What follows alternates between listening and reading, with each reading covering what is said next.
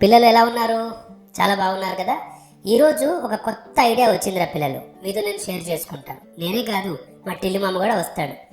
నాకు ఒక విషయం తెలిసింది టిల్లు మామ. పిల్లలు మీరు కూడా వినండి. మేము రాత్రిపూట చాలా నక్షత్రాలు చూస్తూ ఉంటాం కదా, అవేవి ఇప్పుడు లేవు. అదేంటి పిచ్చుకరాజా, నక్షత్రాలు లేవంటున్నావు? నక్షత్రాలు మేము రోజు చూస్తూనే ఉంటాం కదా. కానీ ఆ నక్షత్రాలు ఇప్పుడు లేవు అని అంటున్నాను టిల్లు మామ. అవునా? నాకు అర్థం కాలేదు, కొంచెం వివరంగా చెప్పండి పిచ్చుకరాజా.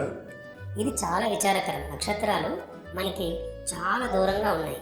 వాటి కాంతి మన కళ్ళకు చేరడానికి కూడా చాలా సంవత్సరాలు పడుతుందట.